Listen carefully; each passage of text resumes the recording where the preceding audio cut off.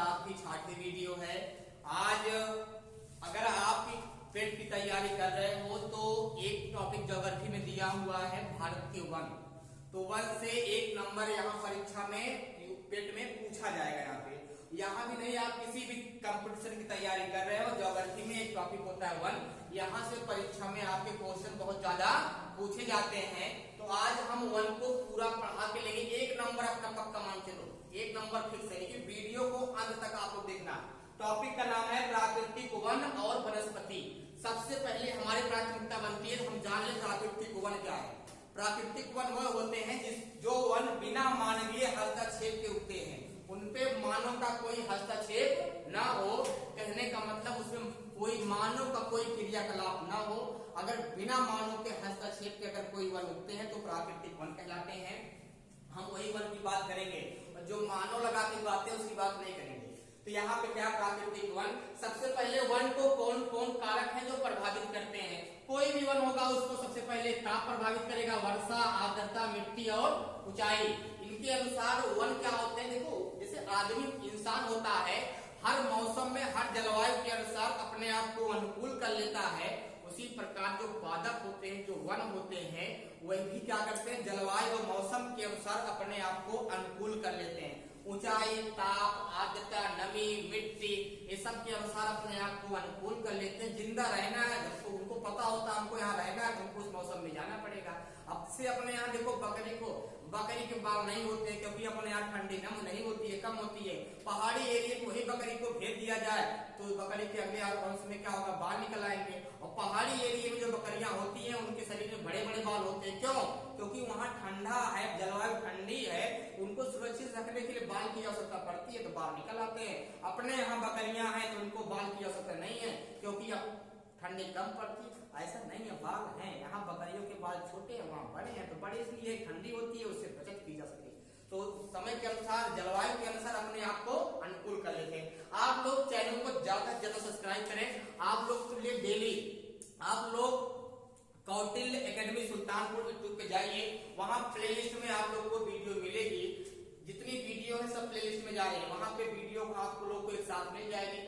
आप किसी भी कंपटीशन की तैयारी कर रहे हो तो आप लोग के लिए अच्छा ही साबित होगा।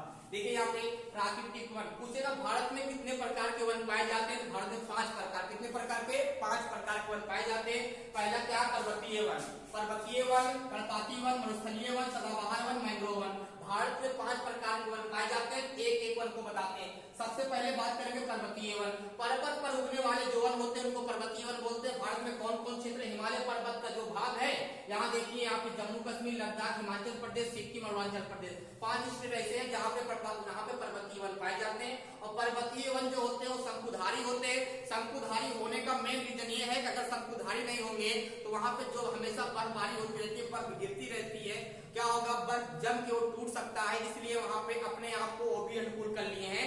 तो वहां पर्वतीय वन जो होते हैं वो शंकुधारी होते हैं। यहाँ पर्वतीय, ये सब पर्वतीय वन है। यहाँ पे आपको जो वन मिलेंगे ऐसे मिलेंगे, शंकुधारी वन मिलेंगे। शंकुधारी ऐसे वन देखने को मिलेंगे। यहाँ पे सब यहाँ पे क्या होंगे, शंकुधारी वन होंगे, सारे शंकुधारी। यहाँ लगा कि ये क्षेत्र जो भारत का सबको पर्वतीय वन है। यहाँ पे ये ऊंचाई पे डिपेंड करता है। बताए थे कि वन को प्रभावित करने वाले कारक में तो किसको प्रभावित करेगा, ऊंचाई को। क्योंकि ऊंचाई के साथ यह मौसम मतलब ताप क्या है, बताओ, कम है। और ऊंचाई ज्यादा है तो अपने आप को अनुकूल कर लिया, शंकुधारी बना लिया। दूसरा देखो यहाँ पे क्या होगा, पर्णपाती वन। अपने यहाँ कौन सा वन पाया जाता है, उत्तर प्रदेश, मध्य प्रदेश, झारखंड, बिहार, छत्तीसगढ़, ये जो क्षेत्र है यहाँ पे कैसे वन पाए जाते हैं, पर्णपाती वन जो होते हैं साल भर में क्या करते हैं, वृक्ष पत्ते को झाड़ते हैं और पत्ते एक साथ झाड़ देते हैं। ये खासियत है पर्णपाती वन की, इसीलिए पर्णपाती पत्ते को झाड़ते हैं साल भर में। पत्ते सारे यहाँ पर जो क्षेत्र है जहां जहां पर्णपाती वन पाया जाता है, तो पर्णपाती वन की खासियत होती है, इन वृक्ष में एक खासियत होती है, ये अपने पत्ते एक साथ झाड़ देते हैं, इसीलिए इनको पर्णपाती वन कहा गया है। सबसे कीमती लकड़ी होती है यहाँ पे, आम महुआ सब लकड़ियां कीमती होती है। इनका काम होता है घर में खिड़की, दरवाजे आदि यूज करते रहते हैं। इसके बाद देखो पर्णपाती वन में जो वर्षा होती है कितना, 70 सेंटीमीटर से लगा के 200 सेंटीमीटर के बीच में यहाँ वर्षा होती है। वह क्षेत्र जहाँ पर्णपाती वन पाया जाता है। पर्णपाती वन को 2 भाग में बांट दिया, आर्द्र पर्णपाती वन, शुष्क पर्णपाती वन। आर्द्र पर्णपाती वन वो होता है जहाँ वर्षा 70 सेंटीमीटर से लगा के 120 सेंटीमीटर तक जहां वर्षा होती है वो क्या होगा, आर्द्र पर्वतीय वन होगा। और जहां 120 सेंटीमीटर से लगा के 200 सेंटीमीटर तक वर्षा होती है वो क्या होगा, शुष्क पर्वतीय वन। क्या होगा, शुष्क। यहाँ देखो तो ये आर्द्र है, शुष्क है। अब देखिए यहाँ पे, सॉरी ये शुष्क ये वाला है, ये देखो यहाँ पे देखो शुष्क वाला जो होगा यहाँ पे 70 से 120 है, जो आर्द्र वाला होगा 120 से 70 है। सही कर लो इसको आप लोग, ठीक है। उसके बाद देखो यहाँ मिलेगा मरुस्थलीय वन। क्या मिलेगा, मरुस्थलीय वन मिलेगा। मरुस्थलीय वन को हम लोग बोलते हैं कटीले वन। क्या बोलते हैं, कटीले वन। यहाँ पे वर्षा कम होती है, जहाँ पे 70 सेंटीमीटर से कम वर्षा होती है, ऐसे क्षेत्र में मरुस्थलीय वन पाए जाते हैं, कटीले वन पाए जाते हैं। इस वन की खासियत क्या होती है, इस वन में जड़ें क्या होती हैं, बहुत नीचे तक गई होती हैं, क्योंकि पानी को पाने की होड़ लगी होती है। वहां वर्षा कम होती है तो पानी मिलता नहीं है। और खासियत क्या है, इन वृक्ष में सब में कांटे होते हैं, और यहाँ जो पत्तियां होती हैं वो मांसल युक्त होती हैं, क्योंकि वो अपना पानी उसी में स्टोर बन के रख लेता है। वो तो पत्ती की बात है भाई। हम कहते हैं मरुस्थलीय वन में ऊंट पाया जाता है। रेगिस्तान का घास क्या है, ऊंट को बोलते हैं। जो राजस्थान में जो ऊंट होते हैं, जो जहां पर मरुस्थलीय में ऊंट होते हैं, उनके जिम्मे जो कुबर होता है। कुबर क्यों होता है, कुबर पानी को स्टोर करता है।